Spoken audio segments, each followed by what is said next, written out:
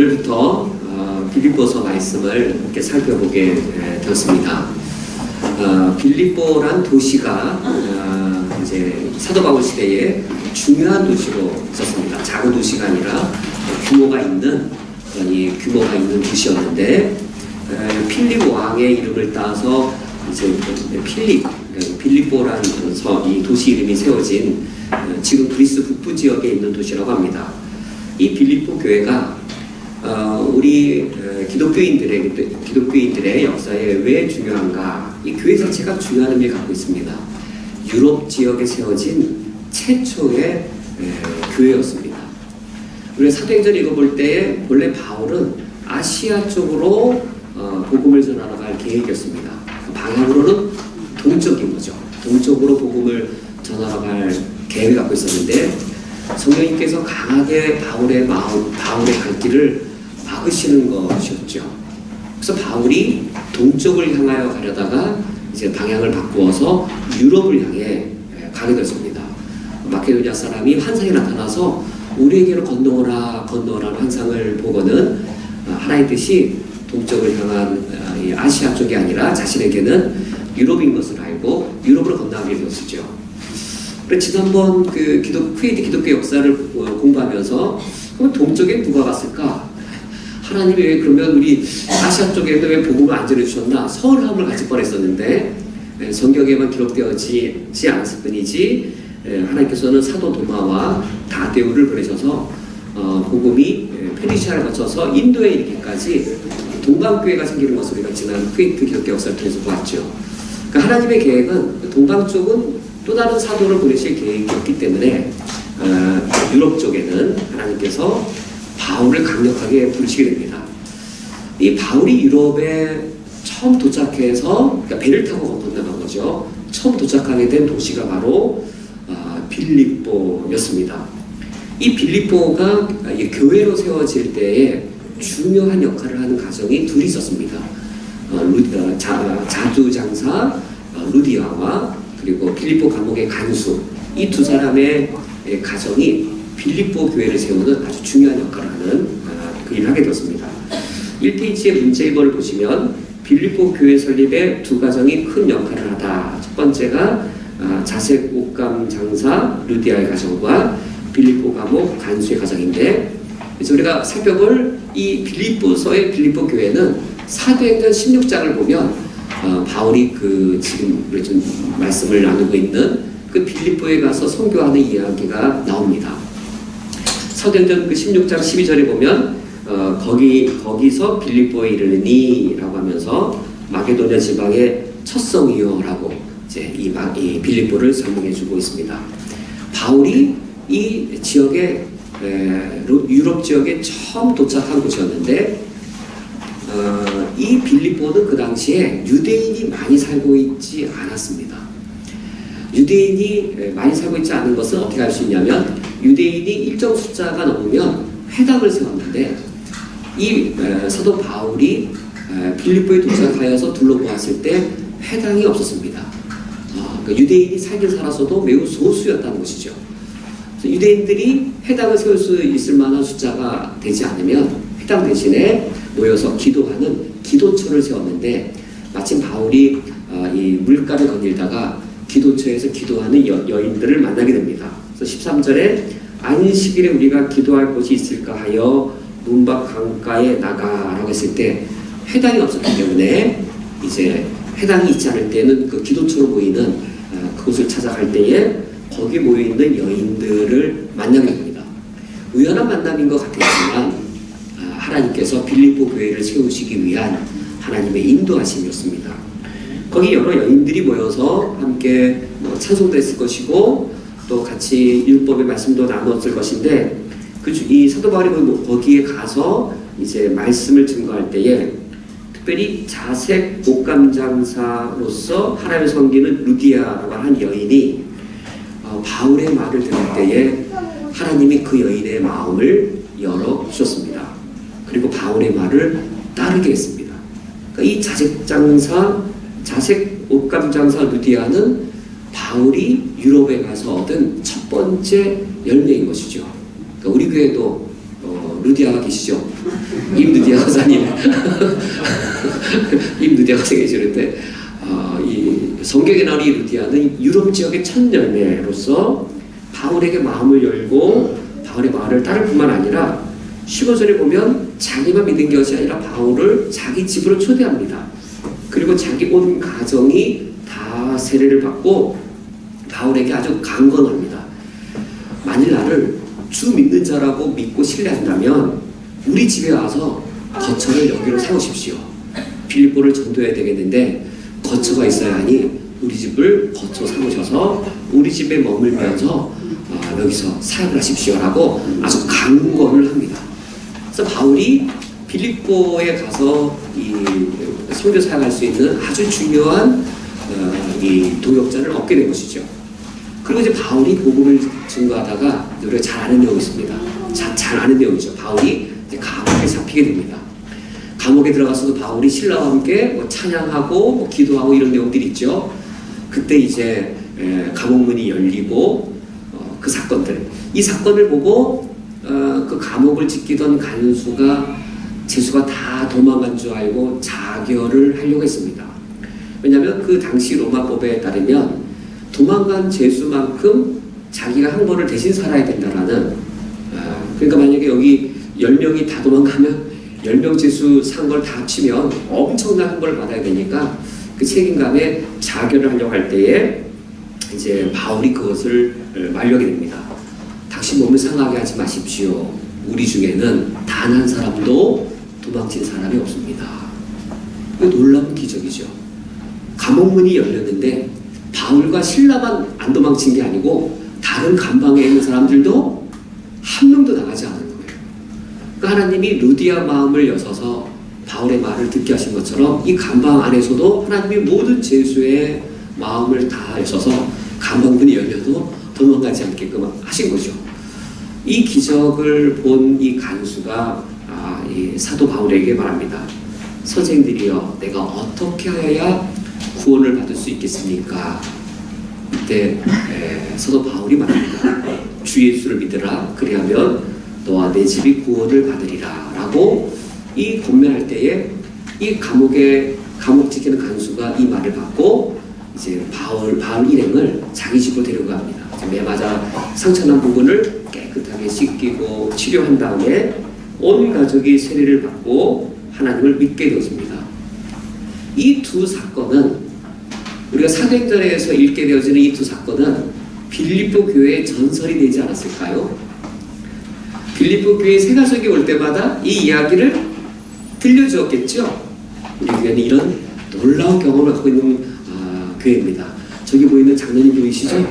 저분이 은퇴하기 전에는 빌립보 감옥에 간수였던 분이에요. 그 전설 속의 인물이 저분입니까? 예, 저분이 젊었을 때 바울 그때 자결하려고 했다가 그 기적을 경험한 분이 저분이신데 뭐 이런 전설이 있지 않았을까? 이 사도행전의 이 두 이야기는 빌립보 교회의 매우 아름다운 이야기인데 이 두 가정이 빌립보 교회를 아름답게 세우는 그런 이 초석이 되어졌습니다. 이제 세월이 흘러서 이제 바울은 빌립보 교회를 떠나게 되었고 바울은 로마 감옥에 갇혀서 편지를 보내게 되었는데 그 빌립보서가 바로 지금 사도행전 16장에 바로 이 빌립보 교회입니다. 이 페이지에 이번 빌립보 교회에 대하여 어떤 인상을 갖게 되는가, 1절에서 5절까지 말씀을 읽을 때에 이 빌립보서 제일 앞부분에서 우리가 느끼는 빌립보 교회에 대한 인상이 있습니다. 여기 박스 안에 있는 내용을 먼저 보시면 이번에 1번 빌립보 교회는 바울의 사도권을 인정하는 것으로 보여진다. 이런 인상을 받습니다. 바울에게 사도로서의 권위를 당연하게 여기는 것으로 보이는데 그 이유는 다른 서신을 보면 바울이 자신을 소개할 때 예수 그리스도의 종과 사도라고 종일 뿐만 아니라 사도된 것까지 소개하는데 빌립보서에서는 바울이 자기가 사도라고 하는 것을 주장하지 않습니다. 특별히 바울이 자기가 사도인 걸 강조할 때에는 바울의 사도권을 의심하는 교회일 때는 사도 바울이 자기가 예수님의 사도인 것을 대단히 강조를 합니다. 근데 바울 서신 중에 유일하게 빌립보서에서만 바울이 자기를 예수의 종으로만 소개하고 사도라는 언급을 생략합니다. 그래서 이 빌립보 교회는 대단히 바울을 존중하고 존경하고 사도로서의 권위를 너무 당연하게 여기는 교회라는 사실을 우리가 엿볼 수가 있고, 두 번째 2번, 빌립보 교회는 이미 조직과 직분 제도를 갖춘 것 같다라는 느낌을 받습니다. 왜냐하면 성도라고 하는 총칭만 하는 게 아니라 감독과 집사라고 하는 직분에 대한 언급이 있는 것을 보면은 빌립보 교회는 숫자도 어느 정도 규모를 갖춘 것 같고, 규모를 갖춘 이후에 교회가 여러 가지 사역들을 하기 위해 감독이나 집사 직분까지 또 둔 것으로 여겨집니다. 세 번째로, 빌립보 교회는 고린도 교회처럼 바울을 근심하기보다는 하나님을 향하여 감사와 그에게 기쁨을 주는 교회였다. 고린도 교회는 장수가 길어요. 고린도 전서, 고린도 후서 10장이 둘 다 넘어갈 만큼, 합치면 30장이 될 만큼 고린도 교회 보낸 그 서신은 길어요. 왜 기냐면 문제를 많이 일으켰거든요. 문제를 많이 일으켰으니까 그걸 다 해결하려고 편지도 여러 번 써야 됐고, 그리고 이제 분량도 긴데, 빌립보서는 4장에 불과하고, 또 빌립보서 내용을 읽어보면은 교리적인 문제가 보이지가 않아요. 골로새 교회는 기독론의 교리가 문제가 있었고, 에베소 교회는 교회론의 문제가 있었는데, 빌립보서에는 특별히 교리적인 내용이 나오지가 않아요. 물론 빌립보 교회도 문제가 있어서 이제 그런 분란이라든지 다툼이라든지 이런 문제가 있는데, 다른 서신에 있는 교회들에 비해 문제가 별로 없는 평화스럽고, 그리고 이제 아름답고 또 조직을 잘 갖추고 있는 그런 모습을 볼 수 있습니다. 그래서 바울이 이 감사하고 또 바울에게 기쁨을 주는 그런 교회였습니다. 네 번째로, 빌립보 교회는 복음을 위한 일에 참여하는 교회였다. 바울에게 기쁨과 감사의 가장 큰 요인은 빌립보 교회가 복음을 위한 일에 참여하고 있다는 사실이 감옥 안에 있는 바울에게 가장 큰 기쁨과 감사의 제목이었습니다. 그 안에 성경 구절을 보면서 지금 살펴본 내용을 다시 한번 보면 1장 1절에 그리스도 예수의 종 바울과 디모데는 이라고 하여서, 다른 서신에서 일반적으로 자신을 사도라고 소개하는 것이 여기 언급되어 있지 않고 자신을 종으로만 낮추어 표현한 것만 나타나 있습니다.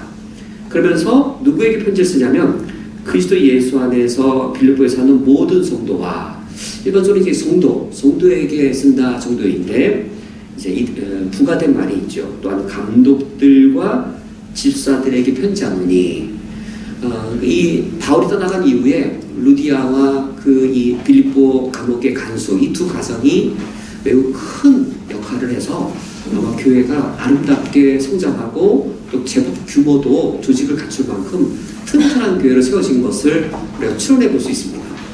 그리고 빌립보서를 읽어보면 바울에게 헌금을 여러 번 전달합니다.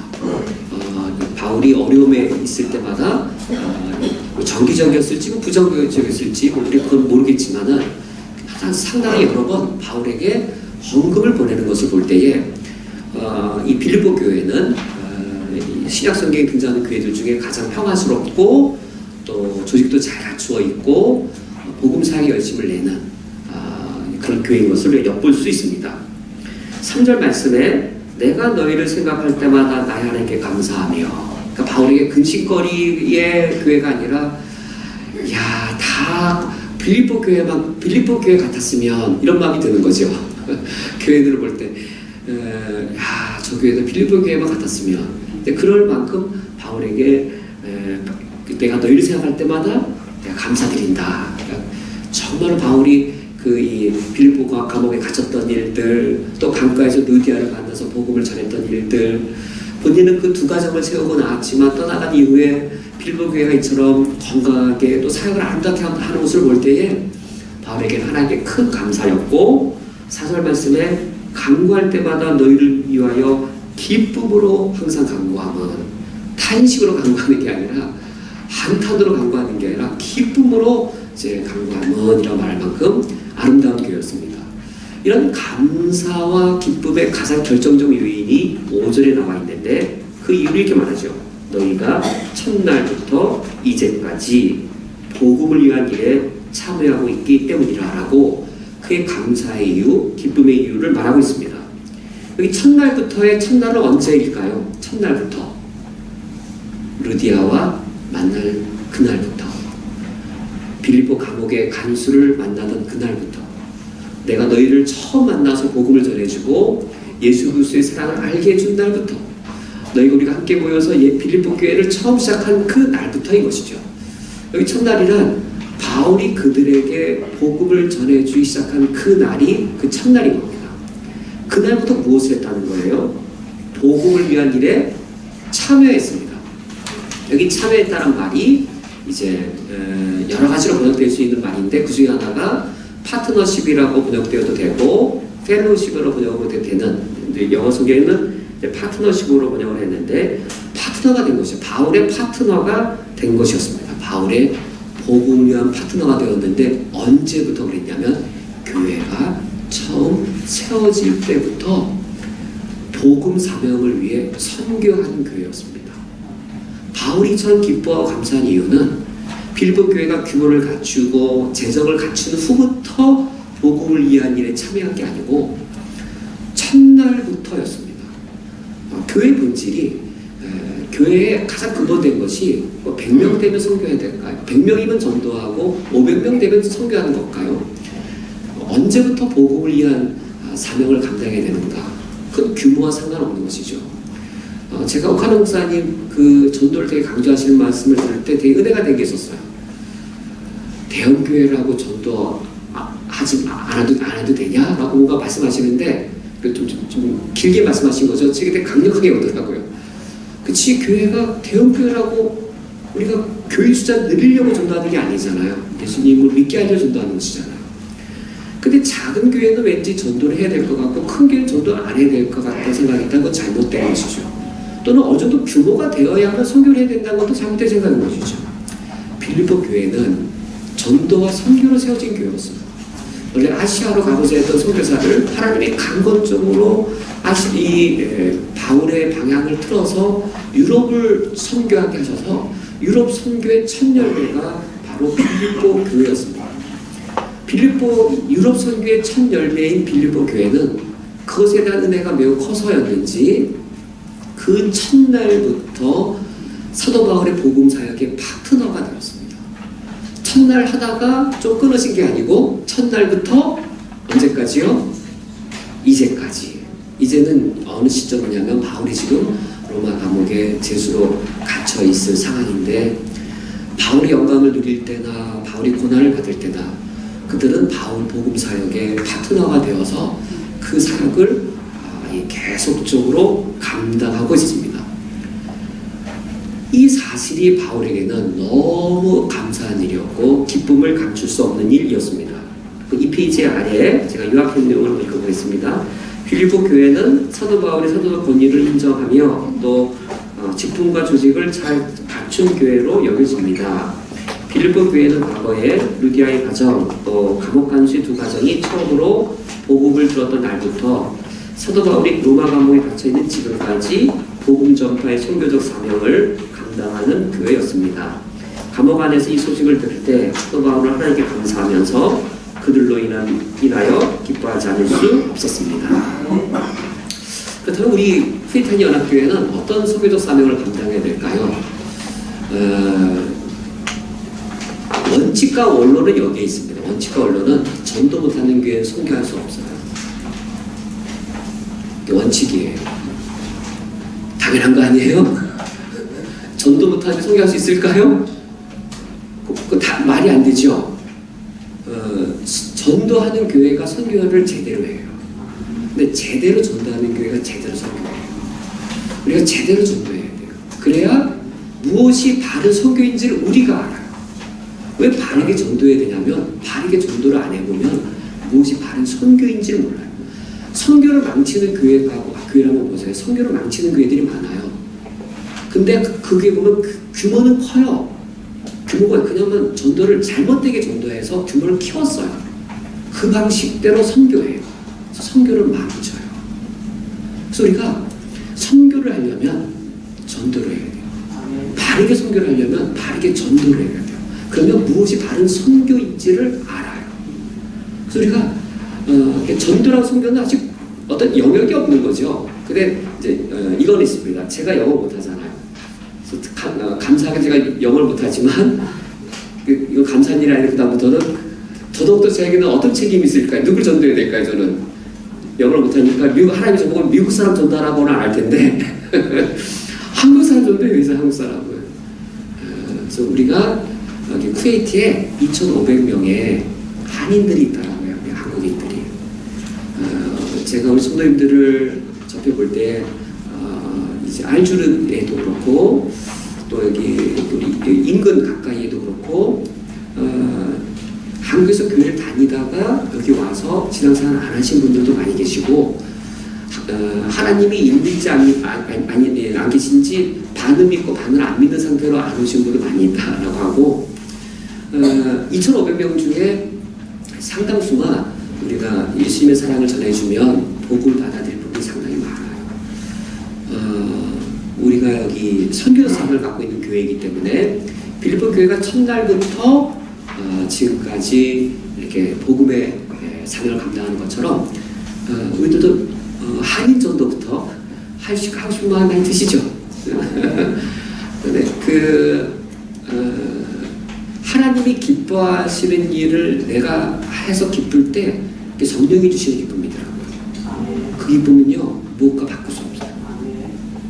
그러니까 이 일하면 하나님 기뻐하시겠다 해서 내가 그 일할 때 내 마음에 기쁨이 다가오는 것들 있잖아요. 채워지는 것들. 그게 성령께 주시는 기쁨이시더라고요. 그거는 우리가 이 땅에서 맛볼 수 있는 최고의 천국의 기쁨이에요.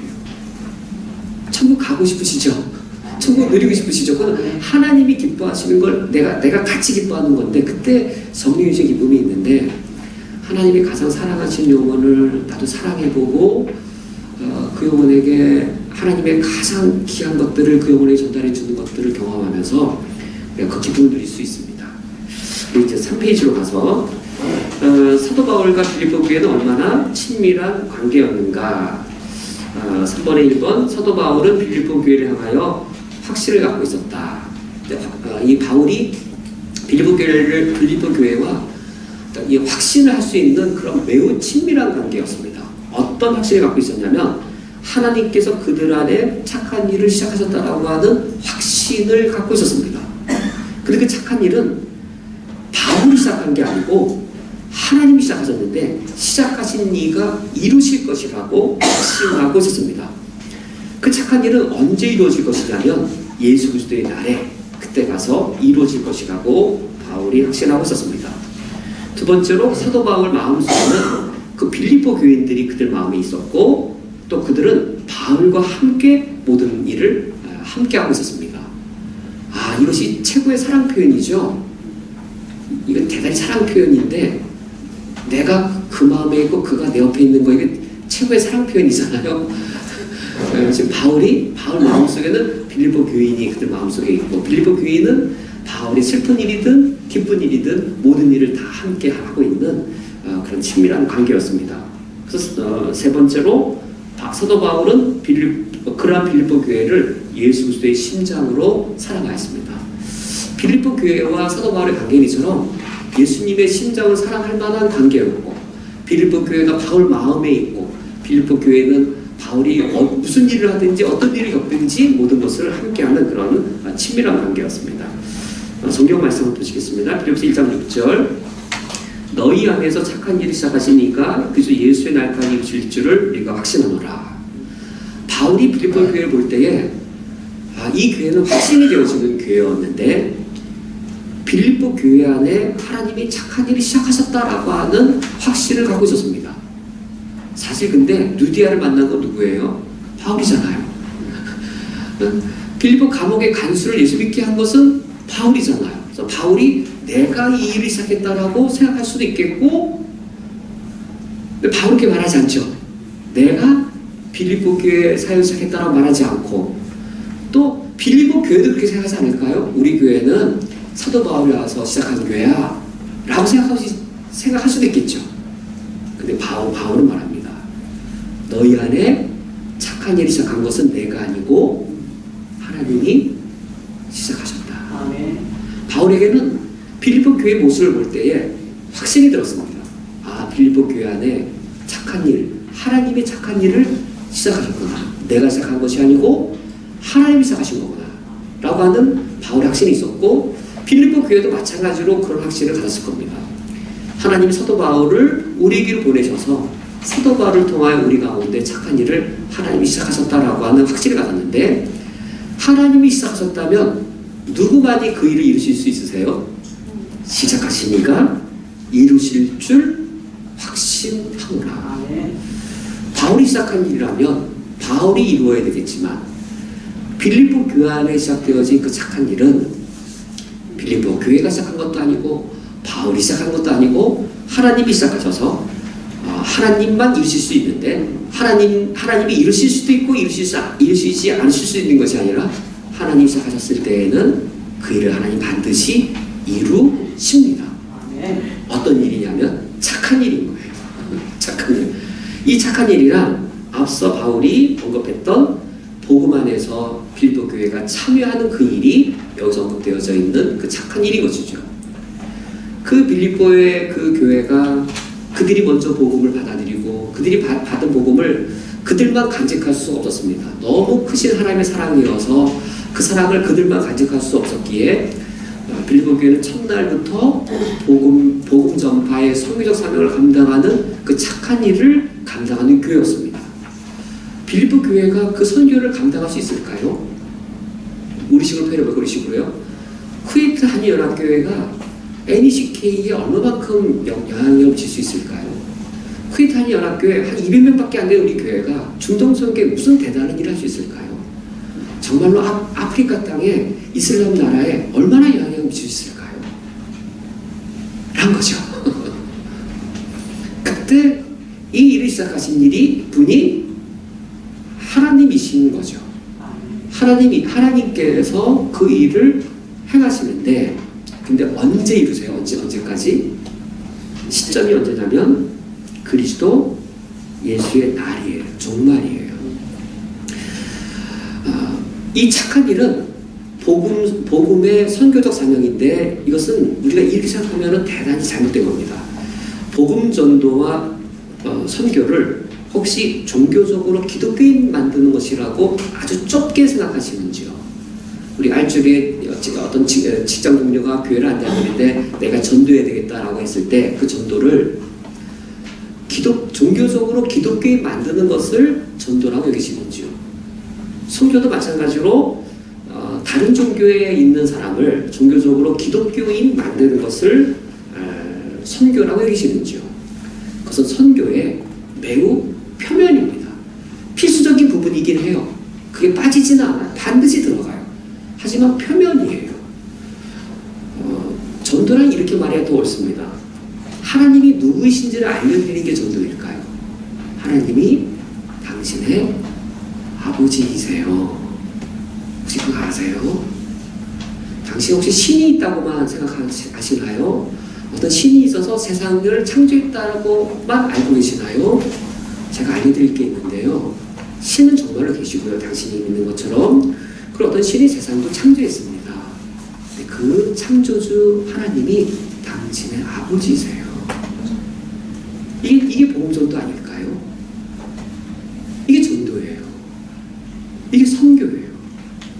근데 그 아버지가 당신을 사랑하세요.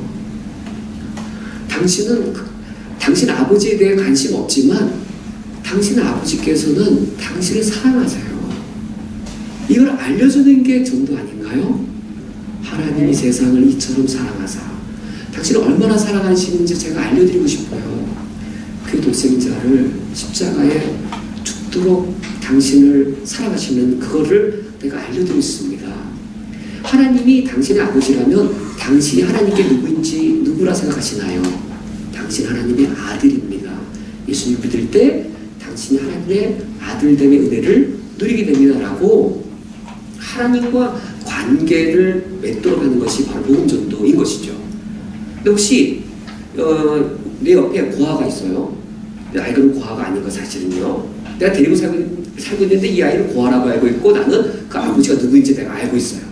내가 시침을 뚝 떼고 내가 이 아이에게 아버지가 누구인지도 전혀 말해주지 않고 비밀로 여기고 내가 이 고아 스스로 고아로 알고 있는 아이를 내가 평생 데리고 살고 있다라면 그 거 뭐죠? 되게 나쁜 일 아니에요? 내가 너무 유치하게 예를 들었는데, 아니 전도가 정말 하나님, 우리가 이 땅 살아가면서 아버지 하나님을 못 누리고 얼마나 힘들어요. 쿠웨이트에 살든 한국에 살든 아버지 하나님 없이 살아갈 수 있어요? 못 살잖아요. 우리가 이 땅 살아가는 이유는 하늘에 계신 창조주가 내 아버지여서 우리가 은혜를 누리고 살아가는데, 그 하나님의 아버지 되심을 그분에게 전달해 주는 것이 바로 전도요, 그것이 바로 선교입니다. 이게 착한 일인 거예요. 이 일을 언제 이루어야 될까요? 라고 할 때 그 시간을 우리가 정하면 타락합니다. 우리가 그 시간을 정하면 타락해요. 5년 내에 크리스찬 연합교회 500명 이렇게 작정한 순간 타락해요. 그 시간은 그냥 예수 그리스도의 재림 때에 이루어지기를, 하나님의 일은 하나님의 시간에 이루어지도록 맡기는 거예요. 우리의 시간을 정하고 우리가 목표를 정해서 그 우리 일이 되어져요. 우리가 500명을 정하고 시간을 정하는 순간 하나님의 일이 아니라 쿠웨이트 한인연합교회의 일이 되어져요. 우리가 내년에 저희를 해야 되니까 예산으로는 몇만 KD가 필요하고, 그때까지는 몇 명이 헌금을 얼마를 해야 되고 몇 명을 해야 되고, 이렇게 한 순간 하나님의 일이 아니라 우리 일이 되어지고 우리 시간에 맞추어서 우리가 일을 해내야 되는 것으로 이렇게 뒤틀려질 수 있습니다. 근데 바울이 지금 어떤 확신을 갖고 있냐면, 하나님께서 너희들 안에 착한 일을 시작하였고 그 일은 하나님이 이루시며, 또 그 언제 이루세요? 하나님의 시간인 종말에 그 일을 이루실 것이다. 그것을 확신하고 있습니다. 7절 말씀에 내가 너희 무리를 위하여 이같이 생각하는 것이 맞다 한 이유는 이는 너희가 내 마음에 있음이며, 그러니까 항상 바울 마음속에 빌립보 성도들이 거했던 것이죠. 그리고 빌립보 교회의 경우는 나의 매임과 복음을 변명과 확정함에 너희가 다 나와 함께 은혜에 참여한 자가 되리라 라고 하여서, 바울 마음 안에만 빌립보 교회가 있었던 것이 아니라 빌립보 교인들은 그런 바울과 함께 있습니다. 함께한 내용을 보면 나의 매임과 라고 하여서, 이 매임이라고 하는 것은 정말로 체인에, 쇠사슬에 바울이 감옥에 매여 있는 것에 대한 그 사실이죠. 바울이 고난받는 것에도 참여했을 뿐만 아니라 복음을 변명함과 확정함이라고 하는 바울의 사명에도 함께 참여했습니다. 은혜와 축복에 참여한 것이라기보다도, 즐거움과 기쁨에 참여한 것이라기보다도 바울의 고난받음과 바울의 사명, 매임이라고 하는 바울의 고난과 복음을 변명하고 확정함이라고 하는 바울의 사명에 함께 그들이 참여할 때에 바울은 이러한 빌립보 교회를 예수 그리스도의 심장으로 사랑하지 않을 수가 없었던 것이죠. 3페이지 안에 요약된 구절을 보면, 사도 바울 하나님께서 빌립보 교회 안에 착한 일을 시작하신 것과 또한 그리스도 예수의 나라를 성취하실 것을 확신하고 있었다. 그 착한 일은 5절에 복음을 위한 일이며 7절에 사도 바울의 매임과 복음을 변명 확정하는 일과 관련된다. 빌립보 교회는 이 모든 일에 사도 바울과 함께하였고, 사도 바울은 그러한 그들을 예수 그리스도의 심장으로 사랑하였습니다. 그래서 두 번째 장 4번입니다. 이제 이런 확신을 한 이후에 이 단락은 바울이 빌립보 교회를 위해 기도하는 장면으로 맞춰지게 됩니다. 어떤 교회냐면, 교회가 세워진 그 처음부터 복음 전파의 선교적 사명으로 가득 찬 교회예요. 복음 전파의 선교 사명으로 가득 찬 교회를 위해 기도한다면 무슨 기도가 필요할까요? 라는 관점에서 9절, 10절, 11절 이어져 나오는 바울의 기도를 볼 필요가 있습니다. 복음 전파의 선교 사명으로 이미 충실하게 사명 감당하는 교회를 위해 바로 어떤 기도를 하는가? 1번, 사도 바울은 복음 전파의 선교 사명을 감당하는 빌립보 교회를 위해 기도를 하였다. 가장 먼저 구한 것은 사랑의 풍성함이었다. 선교적 사명을 감당하기 위해 우선적으로 필요한 것은 바로 사랑이었고요. 두 번째로, 사도 바울은 분별력을 갖춘 사람이 지극히 선한 것을 분별하여 그리스도 예수의 날에 하나님의 최종적인 평가를 섰을 때 진실하여 허물 없는 자가 되기를 기도하였다. 두 번째로 구한 것은 분별력과 관련되어져 있는 분별력.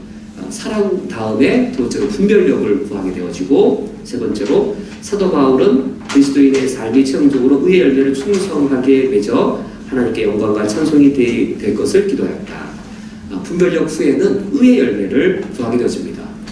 즉 사랑과 의 두 가지를 구하게 되죠. 사랑과 의의 열매를. 왜 이 두 가지를 구하게 되었는지를 본문 말씀을 통해 보겠습니다. 1장 9절에 내가 기도하노라 너희 사랑을 지식과 총명으로 점점 더 풍성하게 하사. 사랑이 풍성하게 되어지는데 여기 지식과 총명으로라는 어구가 덧붙여 있어서 이때 사랑이란 뜨거운 열정이라기보다도 분별력을 갖춘 사랑을 말합니다. 우리 신앙이 성장할 때에 신앙이라는 말 자체가 믿음이잖아요. 신앙이라는 말 자체가 한글로는 믿음이죠. 믿음을 한자로 바꾸면 신앙이 되는 거죠. 신앙이 성장하려면 신앙 자체가 성장한다기보다도 신앙의 여러 측면이 있잖아요. 영어의 faith에는 belief의 측면도 있고 믿는 belief의 측면도 있고 어떤 측면이 있을까요? love의 측면이 있잖아요. 동사의 believe가 명사형으로는 believe가 아니라 동사형으로는 believe인데 명사가 될 때는 faith로 바뀌어요. believe는 신념이죠. 신념. 신앙은 faith가 되어져요. 그러니까 동사형으로는 believe인데 명사형일 때는 faith, 신앙으로 바뀝니다. 이 신앙은 더 넓은 개념이죠.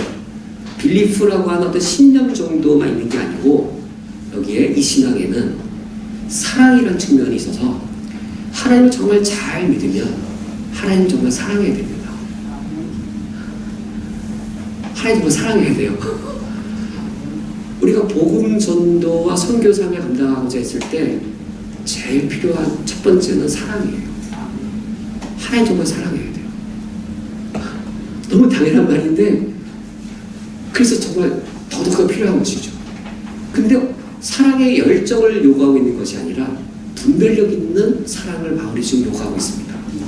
분별력을 갖춘 사랑이 있어야 사랑인데 분별력 갖춘 사랑이 있어야 그 사랑은 이 10절에 무엇을 분별하게 하죠? 너희로 지극히 선한 것을 분별하게 합니다.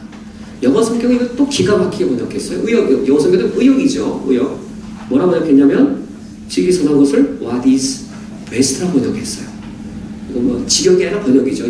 영어 번역에 의역을 한 거죠. 무엇이 베스트냐? 이거 베스트인 것.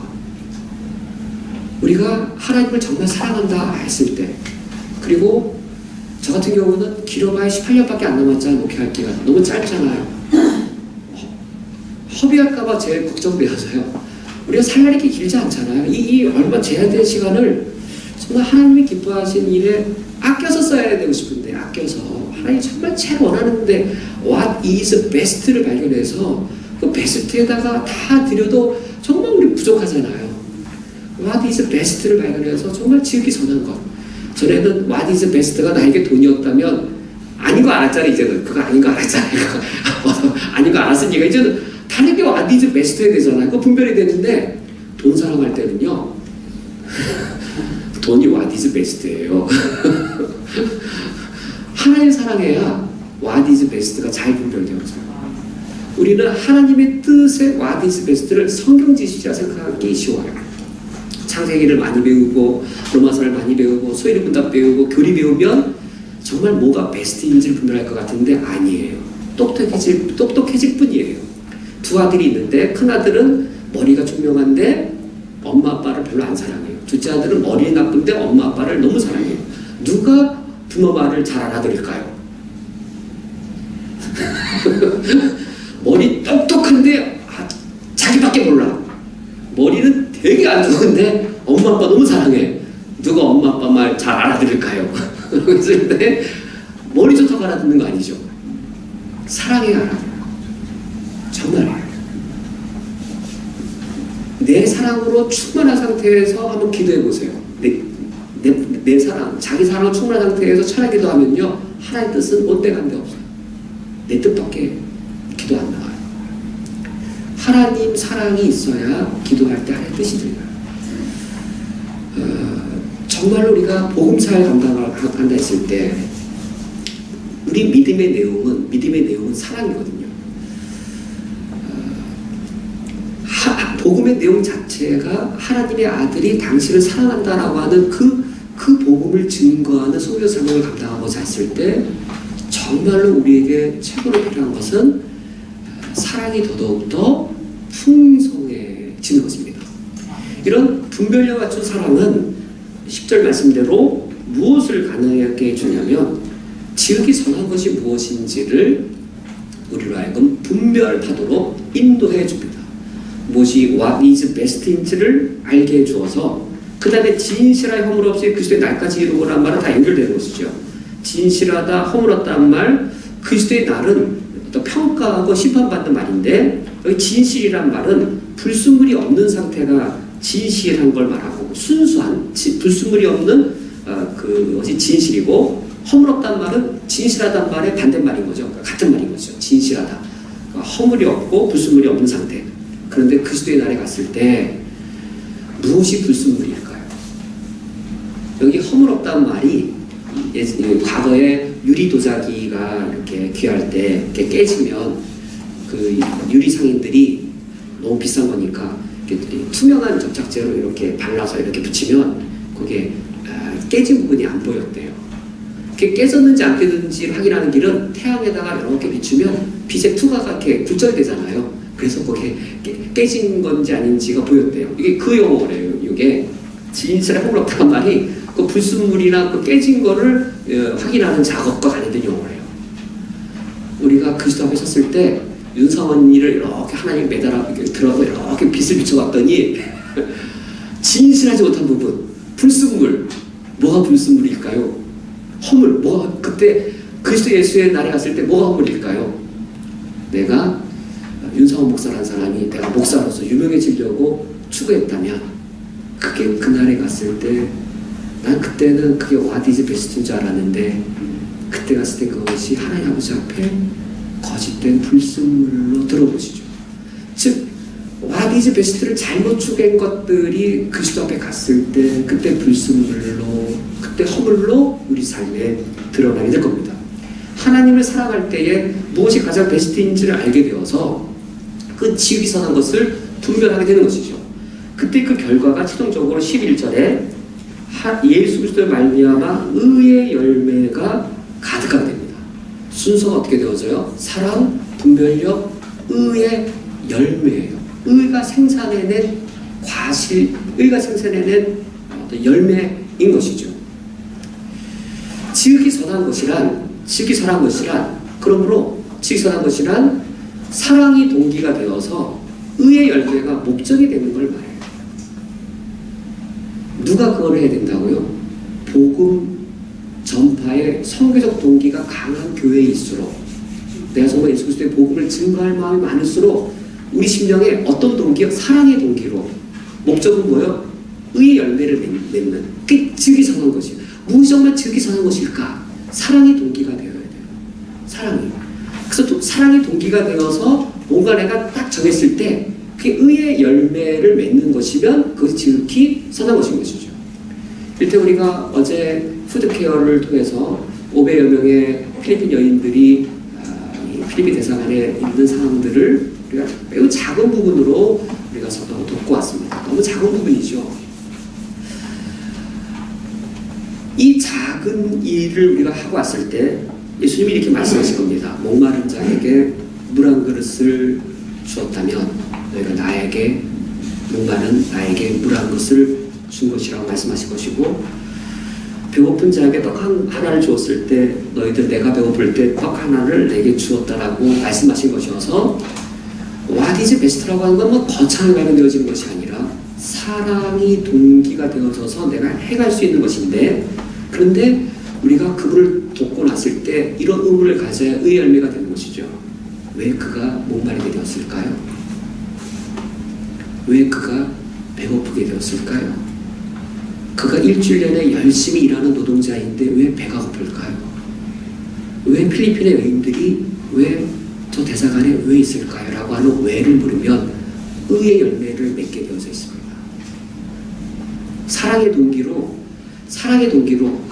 내 주머니에서 우리가 CKD를 꺼내서 CKD를 가지고 배고픈 사람의 빵을 사주고 돌아오면서 내가 아는 저 사람은 한 달 내내 6개월 내내 저렇게 열심히 일하는데 왜 가서 밥 먹을 게 없나를 고민할 때 뭐가 발견되어서요? 이 세상에 불의가 발견되어서요. 이 세상에 불의하구나. 저 사람 옆에 악한 사람이 저를 괴롭히고 있구나.